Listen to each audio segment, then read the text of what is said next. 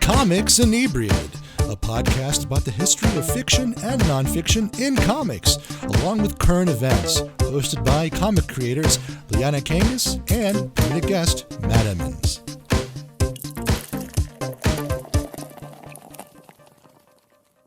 Welcome to Comics Inebriated. I am your first and real host, clearly the only one existing right now, Liana Kangas. And I am joined by your fictional co-host, Matt Emmons, a figment of your imagination and mine. And the listeners, apparently. And we are joined by the illustrious Fabian Lelay. Fabian, thank you for coming on. Hey, how's it going? Thanks for having me. This is great for us because we're all friends already, and I'm going to just run over Matt and interrupt the shit out of him just because, Fabian and I have been friends for so long. So just, kick him out of this conversation. Goodbye. Thank you. I'm excited for it. I look forward to it. I was, feeling confident. I was like, I got to get knocked down a little bit, and then we're good. Just a little slice of humble pie. Like a foot or two. We're really excited to have you on, especially, obviously, for your really cool topic. But what are you drinking today? Oh, I am drinking one of the best drinks fast food can offer. Mountain Dew Baja Blast from Taco Bell. Exclusive only to Taco Bell. Which is true. It took me a while to learn this fact. I've never eaten Taco Bell. I've never even been in a Taco Bell. I'm like a vampire. Taco Bell is my sunlight, and you didn't know. I knew it was exclusive. In my defense, I grew up in the Philippines. I stayed there for 18 years. We had no Baja Blast back there. Taco Bell did not be a thing until 2006. So I'm gonna. What was I'm gonna give you that one. A year ago, Fabian was like, "Oh my God, they're gonna open a Jollibee in New York City. I'm gonna go in line for 5 hours. I don't even care." Oh yeah, and just the light in his eyes and the hope and dreams that I saw currently in that moment was just unreal. A Jollibee? Jollibee is a fast food. It's a fast food restaurant, similar to McDonald's, but their specialty lies within their chicken. It's made of bees. No, it's called Chicken Joy. The chicken's made of bees. I don't know. Yes, it is crusted. It's got a crunchy, gluten-free crust. It's funny growing up. The bug-related thing. There was a myth that they were like, "Hey, you know the burgers from Jollibee? They're pretty good, right? I heard they were made out of like cultured worms," and I was like, "This is getting on to Snowpiercer level. That's so Yeah. If it's good, it's good. Exactly. Maybe I wouldn't have tried it if I knew it was worm, but if I already liked it and then I find out it's worm, I'll have another one, please. Yeah, that's like asking me to eat a tofu dog, not telling me it is, and me liking it, and I'm like, you know what, it's fine. But I guess at the end of the day, it's like, sponsor us, Jollibee. Oh my or God, Taco Bell. A bonchon, anything. Just give me real food, real fast food. Let's see you take a sip. Let's hear you take a sip of your Baja Blast. Okay. Oh, it's in a big. It's in a big mule mug. Is that a convention mug? It is. It's a C2E2 mug, isn't it? It's the C2E2 It is. mug. It's one of those Wild Bills Is that C2E2 the one? mugs. Oh my God, I can't. Yeah, it's the one with the unlimited soda. Mm-hmm. Okay, yeah, you're really making this a champion. Unfortunately, not unlimited Baja Blast. I mean, it is snowing. I had to buy this earlier. I didn't want it flat. I didn't want it watered down. So I had to transfer it. So, I had to do things. I think this is perfect because Baja Blast, when I think of it, I think athleticism, athletes, and then I think it's just that is the drink that I would drink if I were an Olympian, which is sort of I'm realizing why you wanted to talk about what you're talking about and drink what you're drinking. Right? Yeah. I remember tasting this the first time, and I was like, "This kind of tastes like Gatorade." And yeah, it fits perfectly for what I want to talk about. which is sports manga, and more specifically, the title Haikyuu. Let's get into it. I'm firing the sports pistol. Yeah, sports manga has been a huge part of my life. I grew up in the Philippines.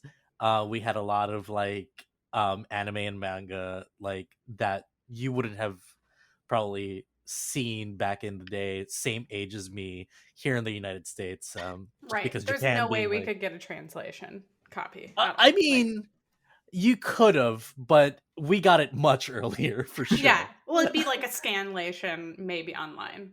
Like Pretty much, or like the Filipino dub, which is just hilarious. In itself is like a different like topic. But moving on, it's written by like Haruichi Furudate. It came out February of 2012. It just ended last year in July, which was pretty bittersweet. So, sports manga, sports anime, completely different genre that isn't really tackled in like Western comics and not mostly at all. media. Yeah, Yeah. I feel like I think I feel the one thing that America has is like football, like American yeah, football type shows or whatever. Still haven't seen any comics or whatever. So we were yeah, excited like to know shows about about that. the epic highs and lows of high school football. But Oh, here that. it's yeah, but here it's more pretty much the same thing, but it's more about like a lot of it tends to be centered around friendship, coming of age stories, and pretty much about discipline and living your life outside of your chosen favorite sport, you know. A lot of it tackles you know, not necessarily it being like your the center of your life, but at the end of most of these series you see that some of the students, some of the other characters are like they grew up to be like just businessmen or cooks or chefs or something like that. And it's a beauty of like what what do these sports do for you as a person, rather than like it's just sports. Oh yeah, Mhm. like, but yeah, to talk about Haikyuu a little bit. What sport is that book? So Haikyuu is another word for volleyball in Japan. It's never gonna get. Yeah, I'm not entirely sure what the background or the etymology of the use of that word is, but that's what they call it. Mhm. So this book is about a high school volleyball team.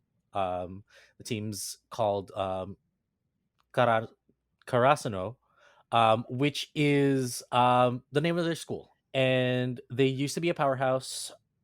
There was one year that they dominated in on the national stage. Unfortunately, years after, they just fell off. Fall They were from known grace. Yeah, it's a fall from grace. They were known as the flightless crows. Karasu is a word for crow or raven. It's cute because most of the teams or characters have like this name associated to an animal. Like Nekoma is like a cat, and basically the story revolves around these two talented students that initially were pretty much enemies and rivals in middle school, and come high school they find out that they're teammates. And Class. Oh, I love those kinds of Classic. The anime. tension. it is, and it's the story of how they found each other and became one unstoppable force during their first year in high school. And I'm not gonna spoil a lot. It's definitely an experience that you have to um, enjoy for the first time if you haven't seen it yet or read it yet. But they build this team from nothing, um and they have so much faith in each other. And the beauty of sports anime, I feel, is ingrained in this series, where it's not about superpowers or power battles. It's about people, like these kids, learning to love not only the game, the craft, but also themselves, It talks about a lot of, you know, self-doubt and anxiety and depression, and how, you know, medically it's not the best obviously to deal with in the ways that they do, but they overcome these anxieties and these shortcomings by coming together and being friends and being supportive and learning to love themselves through a sport that would probably be meaningless to some other people. So Especially outside of high school, right? Like that's Yeah. one of the things that I wanted to bring up and ask you as like somebody who does work in comics, like how do you find that this like why do you think that it's not a popular genre? I mean, obviously we do get the translations and everything and it is sold in Yeah. bookstores, but like why do you think American comics like hasn't embraced this yet? Because I feel like any type of sports whatever, like A Map to the Sun graphic novel mm, that's in the mhm. book Yeah. market, like how have we not gotten there yet? Because that's such a great thing for kids to read, to learn and grow like with these characters, if not like learn and grow themselves, right? Yeah, I think, well, here's the thing.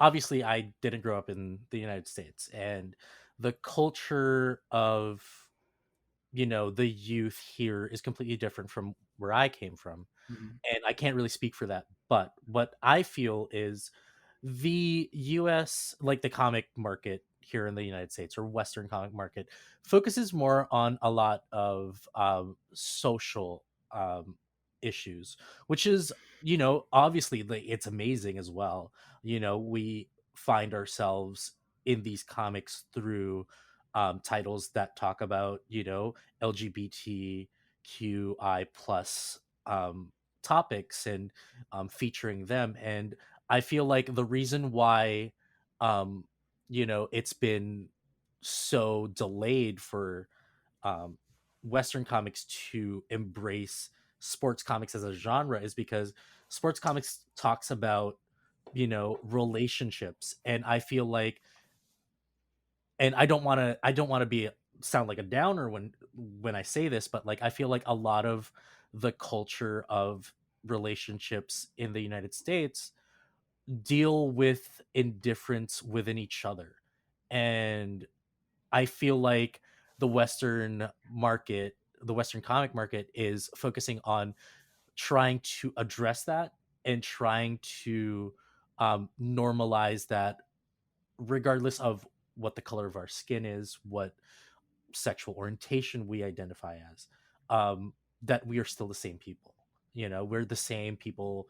You and I, we bleed red whenever we're wounded. It's still the same thing, and I think that's something that is very important. And I feel like it's something that really needs to be pushed through. And I think that is one of the reasons. And I don't want to call it as a hindrance, but I feel like it's a priority for a lot of us here in the Western market to see ourselves first in these comics before we can focus on like interpersonal like situations, as, you know, Meaning falling. representation.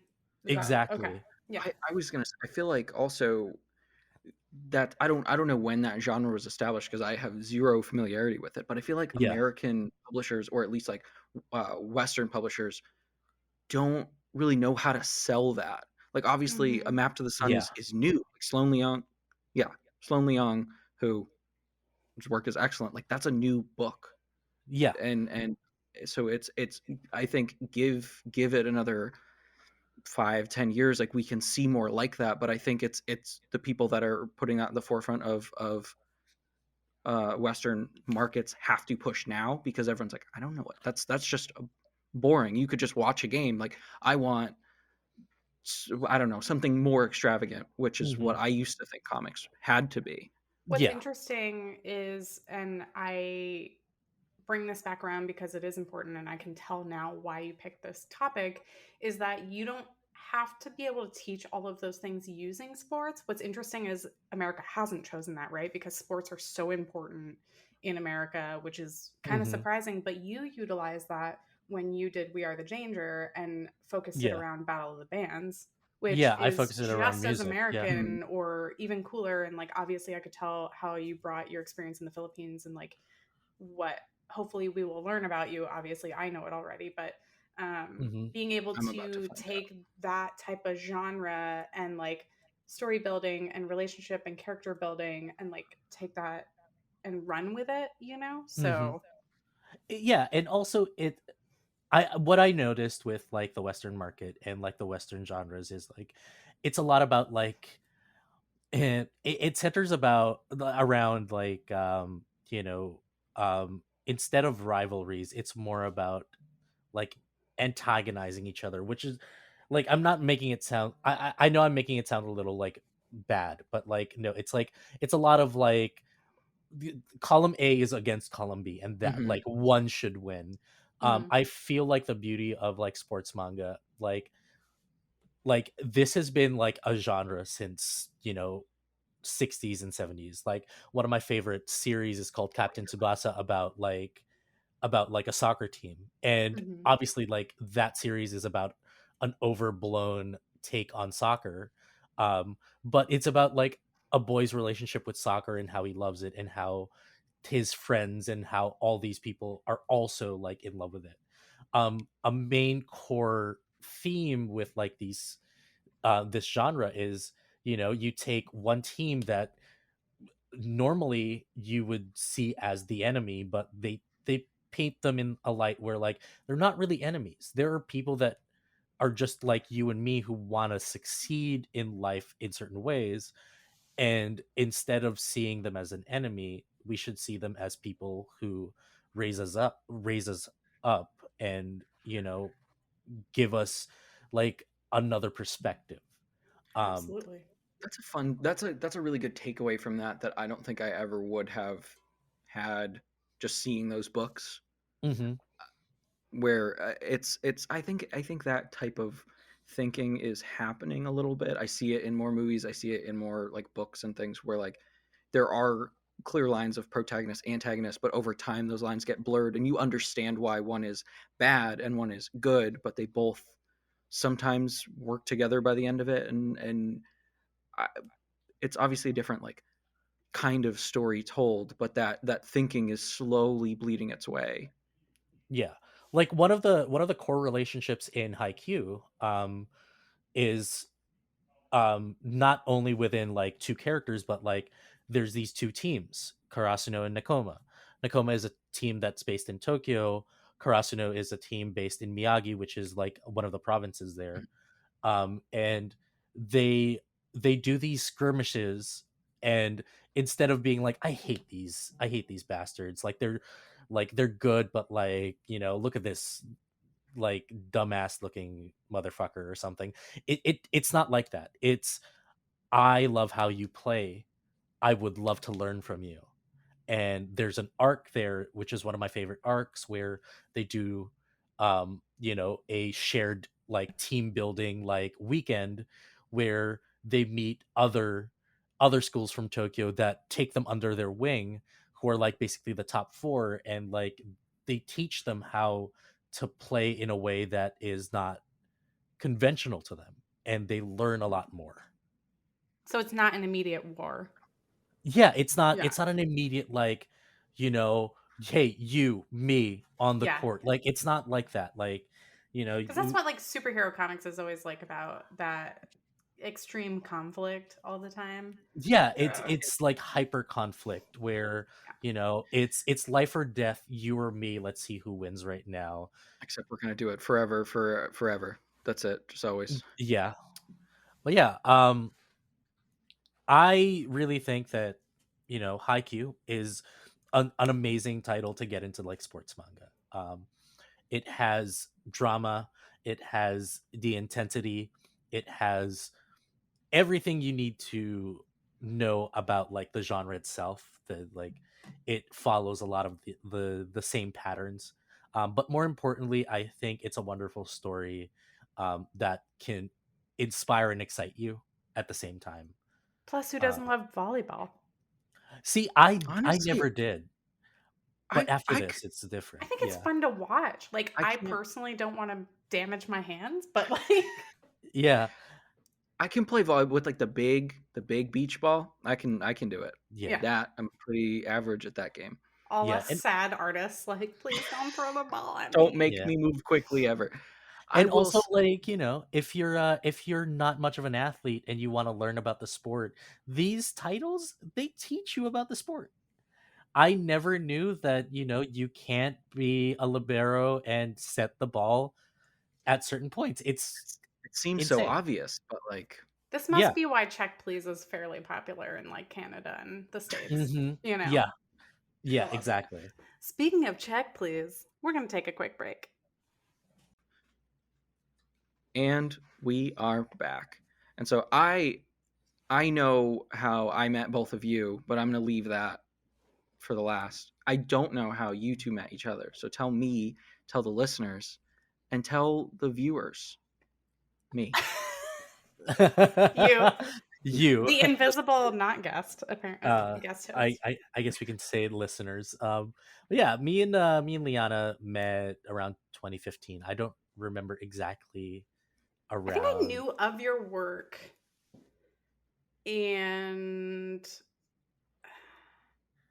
because I remember meeting you at my first Eastside Mags, right? It was at Eastside Mags, the first signing of Jade Street Protection Services. That's what it was. Yeah, we had breakfast at that like overpacked like diner. Oh my gosh, that was such a good place. It was Test so for friendship. good. What did you get?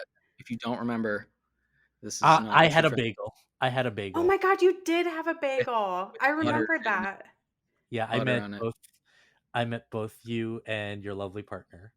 Yeah. And, I think that was one of the first like ever comic hangoutings. Literally, I think that's the first one I've ever experienced. Yeah. Because my friends in like Toronto were more in animation, so yeah, that was. And I remember being really nervous, being like, I don't know if people are gonna think I'm cool or not, but it's fine. And then eventually, you know, we both, That was what I was thinking. Aw. We ended up tabling together. Yeah, we tabled together at the same con. We met. That's where I met you. Yeah. I met both of you. Technically, we all met at the same time, except Fabian was probably outside. Wait, well, no, if you met if you met around like 2015, I was nowhere near comics. That was like 2 years later. Yeah, and this was I think it was like a year later. Yeah, it was like a year. Okay, yeah, like 2015 was when I was first like reading comics. I was like, this is kind of cool. I should draw these, and then I met you like 2017 at that bad East Coast Comic-Con show, and we didn't talk too much. I wasn't gonna say anything. I was very like, I will. I think Matt and I have mentioned how miserable we were at that. Yeah, I took it with a grain of salt, where I was like, I'm having a shit time at this show, so I can't be bothered by anyone else who is also having a shit time at the show. But Liana was like, no, I gotta have the facade of it, and was like actually maintaining friendly. In the show's defense, it was their first time doing it. Snowed out, wasn't it? No. It was in April, I think, and this was like it was the first time they were doing a 3-day show, but there was also a big show happening in Philly. That's what it was. Yeah. That's what happened. It's like they weren't anticipating like. I just remember it being like 40 degrees inside and dying. I just remember it being. I was sitting next to Keith Williams, who's like a well-known inker, a really sweet guy, and the most traffic we were getting was just like by him, and people would just ask him to sign books they already bought years ago and then leave, and he'd just be like, you know how it is? I'm like, no, Keith, I don't know how it is. I don't know. Like, I would love to experience that right now. I think comparatively. Otherwise, Fabian and I, we were both on Mine, right? Yeah, we were both on Mine. That's the second time we like really hung out, was I think that signing. Yes. Well, it was just it was just for a short time, because that was like one of the most hectic signings I've ever been to. In Forbidden Planet, because there was like 30 creators that were signing books. There was one book that got lost, so they had to reimburse like the dude, and I was like, it was crazy. I just remember me, Joe Illidge, and Mary Fan all like standing next to each other, just standing at what was like an alcove of like books, and being like, "Is it okay to sign over here?" Like, it was pretty funny.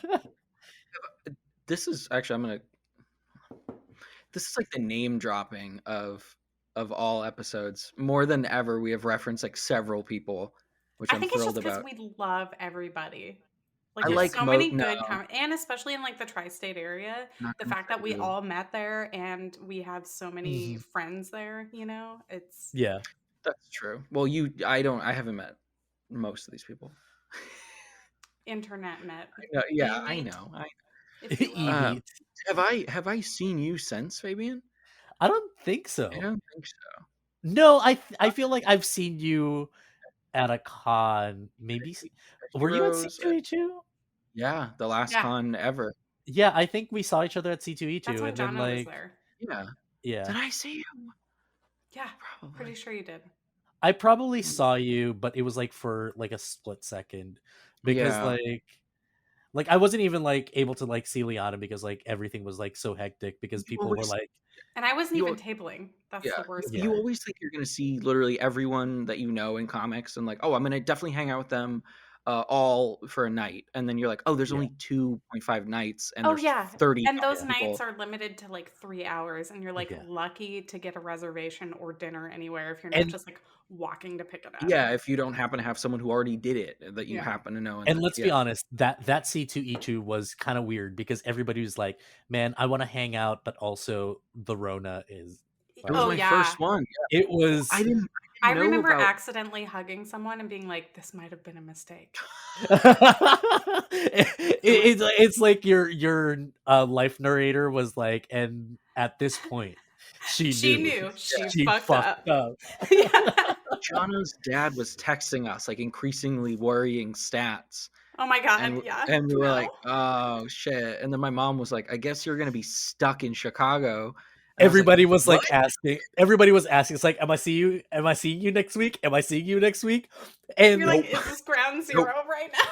And this is before we knew the gravity of the situation. Where everybody was like, everybody is probably gonna get it. And then like the week after, cancel. And then you were talking about Emerald City. Oh, okay. I'll see you next week. The triad, the EGOT of cons. Yeah, and C2E2, Emerald City, and WonderCon. Yeah, and then everybody was like, "Oh damn, this is actually a problem." Yeah. Fuck. And now we all see each other online. Yeah. Which speaking of, that comes back to how you two met. Since our listeners can't find you in person because you refuse to tell us your address, where can they find you online? Yes, actually, I refuse to tell you my address. Liana knows. Okay. So you're going to give me your social security number too, I'll right? sell it. Yeah.